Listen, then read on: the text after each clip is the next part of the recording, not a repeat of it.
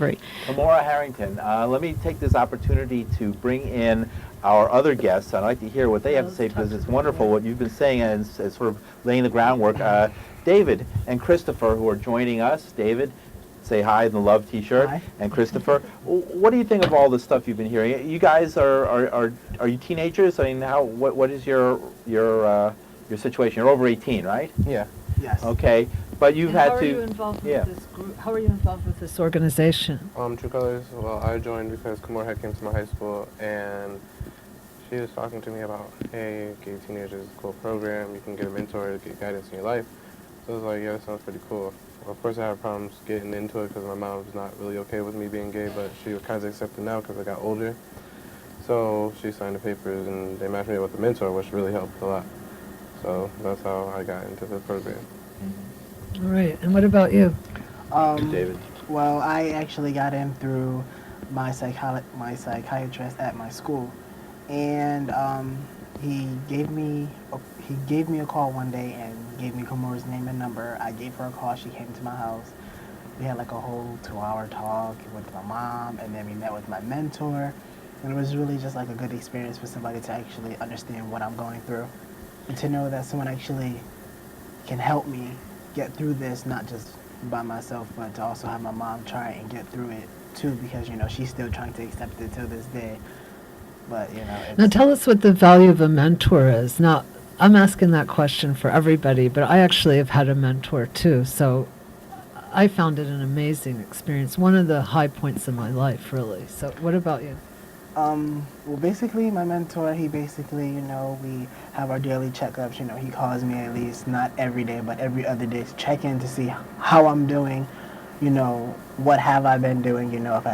If I need anything, if I need to just talk, he'll come in, pick me up and we'll talk, just to have this understanding between one another. We have guidelines that we do.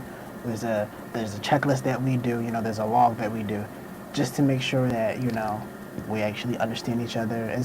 It's really helpful. And does it give you a feeling of security to know that somebody cares about you that much? Because it's basically anything we talk to our mentor about, it's basically between us two. It never goes to another ear. So you have confidence Yes. with them. Yeah, that's great. And what about you? What has it done for you to have a mentor? My mentors helped me through a lot, actually. He helped me deal with some of my gay issues that I have, which I have a lot of them, and getting ready for college as I just graduated, and I really need to get into college. So he's been helping me fill out my FAFSA forms and financial aid and going to see the school I'm going to, MCC. And he's just been doing a lot for me because my parents aren't there for me most of the time. So my mentor comes in and Kamora comes in and gives me good help and support. So, Congratulations about going to college. thank you. All right. Right.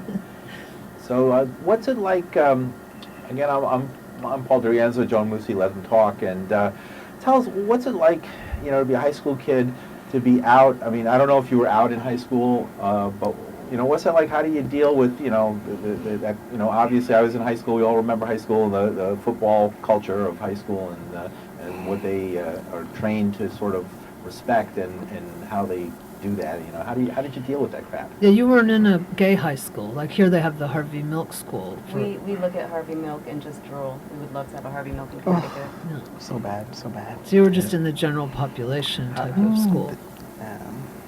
So can you talk a little bit about your school? Because they're completely different experiences. Like, I went to Harvard Public High School in Hartford. It was more bisexuals than anything. But it was a lot of people that wanted to come out but was scared to come out. So, it was basically like, they were on the low. But it was basically like, why be on the low? You should feel comfortable with yourself. You shouldn't hide, you shouldn't hide who you really are. And a lot of people to this day have a lot of issues with that in school. They hide who they really are. Even adults have issues with that. Yeah. Definitely. And so they must live in terror of being found The out. fear, quote, yeah. unquote. Yeah, It's a so it's like terrible basically factor. some parents that, threaten their children about, if they ever come out, So a lot of kids really just, we actually have like safe places to actually go to in school. We have like this group where we actually meet and talk, you know.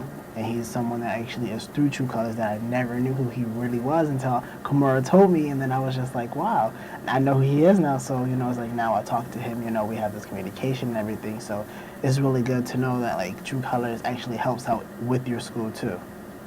So True Colors goes into schools to talk to kids. We do. We go into schools. We're very excited because we're going to be doing training in all of the Hartford schools starting this fall. So we'll hit all of the cities, meaning from elementary through high school. I'm very excited about that. And colleges too. That's an and we do amazing the Board of colleges now. Education or Department of Education there in Connecticut that's Yes. allowing that and encouraging it, it seems like. We fight lots and lots of fights, but then I look at what's going on in other states and I realize how amazing Connecticut is and what great things we do. In the school systems around the state, it's interesting the way it plays out. Very often the administration is right on board, but teachers are scared. So teachers can't lose their job for being gay anymore, but lots of them think that they can, so they don't come out. And I'll get calls from teachers very quietly, there's a problem in my school, I need you to come in and take care of it. But they can't come out. And I can only think of how hard it's got to be an adult and not be able to come out to the kid who's dealing with issues in We front have of a you. call coming in. I want to go to that call, but I want to spend just 1 minute because we're talking about high school now. I know that there's issues because I'm a teacher. I'm in elementary school. I know there's issues in junior high, and I know there's issues in elementary school. I don't know if you guys have to deal with it at that level. Where when did you start having to deal with knowing where you were at and what you wanted to be, and fearing what people around you might say? I'll let you go. Well, I came out in high school. I knew I was gay from a long time ago, but I came out freshman year when I actually went to the support group that we have in my school it's just called Group Week. We don't have a specific name for it. And I came out there, I didn't have a boyfriend. I got a boyfriend from being in the group. And people started knowing then, but like, they kind of messed with me then, but like, as time went on, like I got older and went through high school, nobody really messed with me. Like, everybody like that I'm gay. Like, nobody's ever like walked up and called me a bad name or anything. Like, they've never did anything. Like, I never got bullied because I'm gay or anything out of school. Like, people love it. I want to add on to that, though, because your experience is, the experience of your school is unique because you go to a wonderful school. East Hartford High School has an administration that gets it. Every year they train all their teachers in diversity issues that really includes an LGBT component. I mean, what I usually see when I see a diversity program is there's maybe 10 minutes for the gay stuff and a day for everything else. And they really do a great job with the teachers and with the administration, and it trickles down where it's just complete zero tolerance for disrespect towards people on their sexual orientation in your school. All right, let's, right now, we're ready to take some calls. I know we've been talking, but we have a few minutes, and our number is 212-757-1538, 212-757-1538, and we will take your calls and give you a chance to ask a question. And I know that might be a bit controversial, but hopefully it'll be some good information and good give and take. So again, our number, 212-757-1538, and if you call before, call again. We're looking for your call right now. Call us back. All right. So that's good. It sounds like you guys are lucky enough to have a great school and a great, teaching staff. Whatever problems are there's people who are actually helping you and trying to work with you to better that situation. What advice might you have for other kids who might be watching this right now here in Manhattan? I say, just don't let them get to you, basically, because people are going to talk about you constantly all through your life. Whether it's about you being gay, lesbian, whatever, people are going to constantly talk about you. And you shouldn't let it get to you because on the inside you're just a better person than that. And you can get better and you can get over that.